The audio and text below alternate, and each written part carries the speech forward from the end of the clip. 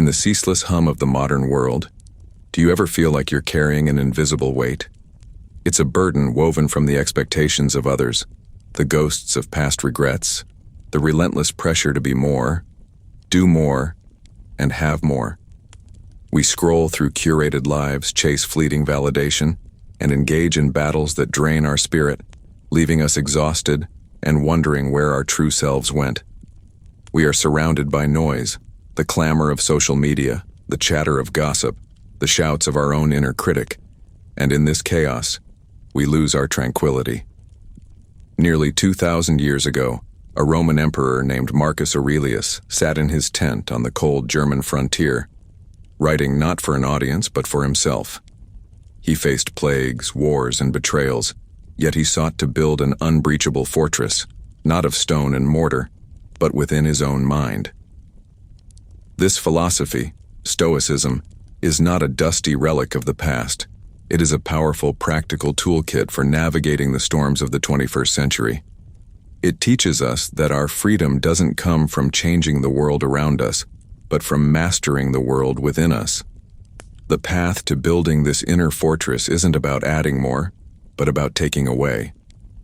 It's a process of quiet subtraction, of mindfully and silently cutting the cords to the habits and mindsets that weigh us down.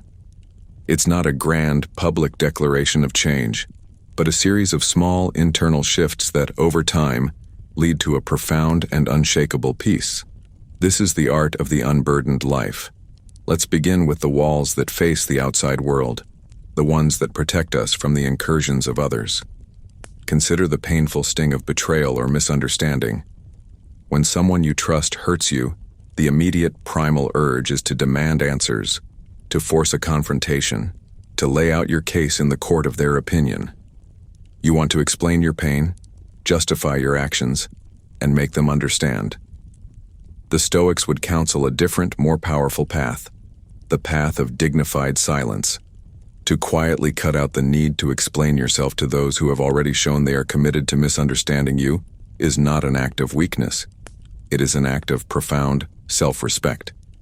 You are not surrendering. You are refusing to engage in a battle on their terms. Your energy is a finite, precious resource. Why would you spend it trying to convince someone to value you when their actions have already proven they do not? True closure doesn't come from their apology or their understanding. It comes from your acceptance and your decision to move forward. Your silence becomes your statement. Your peace becomes your victory.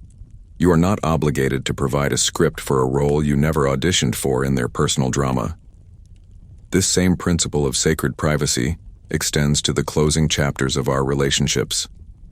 When a friendship or a romance ends, there is a modern temptation to broadcast the epilogue. We are urged to share our story, to detail the conflicts, to dissect the reasons for the breakup in public forums or whispered conversations. But in doing so, we desecrate the intimacy that was once shared. We turn a private experience into public entertainment and invite a jury of onlookers to pass judgment on something they can never truly comprehend. Quietly cutting out this habit of oversharing is an act of honor. Honor for yourself and for the person who once shared a part of your journey. The healing process is a deeply personal one. It requires introspection and quiet reflection, not public performance. By keeping the details of the dissolution private, you create a sanctuary for your own emotions to process without the distorting influence of outside opinions. You allow the wound to heal cleanly, without the infection of gossip and speculation. And what of gossip itself? It is the junk food of human connection, temporarily satisfying but ultimately leaving us feeling empty and unwell. Engaging in negative chatter about others, whether listening or speaking, is a subtle poison. It feels like a shortcut to bonding, a shared secret that creates a temporary alliance. But this alliance is built on a foundation of negativity and mistrust. The moment you partake in gossip, you send a clear signal. You are a person who talks about others behind their backs. The person you are speaking with knows on some level that one day they could be the subject of your chatter. To silently remove this from your life is to elevate your own character. It's to commit to a higher standard of interaction. It requires a conscious filtering of your words. Before speaking about someone who isn't present, ask yourself the Socratic questions. Is it true? Is it kind? Is it necessary? More often than not, gossip fails on all three counts.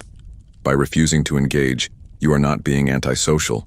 You are building a reputation for integrity. You become a person of substance, someone whose focus is on ideas and self-improvement, not on the trivial shortcomings of others. You create space for conversations that build up, rather than tear down. Of course, the ultimate test of our self-control often comes when our emotions are boiling over.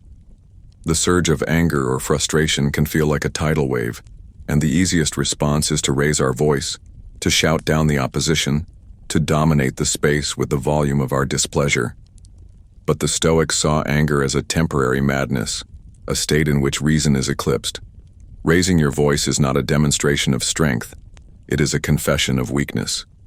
It's an admission that you have lost control of your inner fortress and are now flailing wildly in an attempt to control the external world. The truly powerful individual is the one who, in the midst of chaos, can maintain their composure. Their strength is not in the volume of their voice, but in the steadiness of their gaze and the calmness of their words. To quietly cut out the habit of shouting is a practice in harnessing your own energy. It is recognizing that fiery emotion and transforming it not into destructive noise, but into focused, constructive action. Instead of yelling in a frustrating meeting, you can learn to pause, breathe, and articulate your point with unshakable clarity. This composure is far more commanding and persuasive than any outburst. It's the difference between a panicked sailor screaming at the storm and a calm captain steering the ship through it. Once we begin to fortify our outer walls, we must turn our attention inward to the architect of our own mind. One of the most insidious burdens we carry is the relentless pursuit of external validation. In an age of likes, shares, and public acclaim, we are conditioned to measure our worth by the applause of the crowd. We craft our actions, our words, and even our thoughts with an eye toward how they will be received. To cut this out is to begin the liberating work of developing an internal scorecard. The Stoic asks not, "What will they think of me?" but, "Am I acting in accordance with virtue? Am I being just, courageous, wise, and temperate?" Your self-worth becomes anchored in your character, not in the fleeting opinions of others. This doesn't mean you become callous to feedback. It means you are the ultimate judge of your own actions. You give yourself the approval you seek from others. This is the foundation of true self-confidence, a quiet inner knowing that is independent of praise or criticism. This desperate need for external approval is a direct cause of its toxic twin, the habit of constant comparison. Theodore Roosevelt famously called comparison the thief of joy, and he was right. We scroll through the highlight reels of others' lives, their promotions, their vacations, their perfect families, and measure them against the messy, unedited, behind-the-scenes footage of our own. It is a game that is rigged for us to lose, every single time. The Stoic path is to run your own race. Your journey is uniquely yours, with its own set of challenges, advantages, and timelines. Looking sideways at another runner only causes you to stumble. The only comparison that holds any value is with the person you were yesterday. Are you a little wiser? A little more patient? A little more courageous? That is the only metric that matters. Quietly letting go of comparison means celebrating the progress of others without feeling diminished, and celebrating your own progress, no matter how small, without needing it to measure up to anyone else's. You reclaim your joy by focusing on your own lane. This cycle of validation seeking and comparison often fuels a debilitating perfectionism. We mistake the pursuit of perfection for a noble quest for high standards, but it is often a mask for a paralyzing fear of failure. Perfectionism whispers that if you can't do it flawlessly, you shouldn't do it at all. It keeps you from starting the project, from having the difficult conversation, from taking the risk.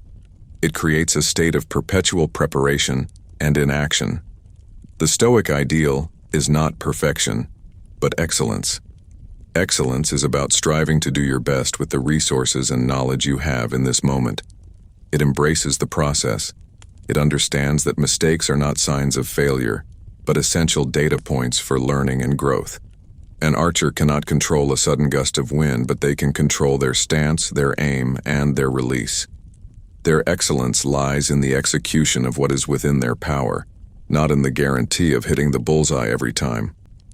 By quietly cutting out perfectionism, you give yourself permission to be human. You allow yourself to be a work in progress, and in doing so, you paradoxically unlock far greater potential for growth and achievement than you ever could, while shackled by the impossible demand of flawlessness. Finally, we must clear the grounds of our fortress, removing the clutter that obstructs our path. We live in a world that encourages us to accumulate, not just possessions but goals. We add new ambitions, new projects, new shoulds to our list, without ever taking the time to prune what is no longer serving us. Our lives become cluttered with unnecessary goals that drain our focus and energy. The Stoic practice is one of essentialism. It involves a regular, quiet audit of your commitments and aspirations. Look at each goal and ask, does this align with my deepest values? Does this contribute to a life of virtue and purpose? If the answer is no, it's not a failure to let it go. It's an act of wisdom. By quietly cutting out these non-essential pursuits, you create the space and energy to devote yourself fully to the few things that truly matter. You trade a mile of scattered progress for an inch of profound, meaningful depth.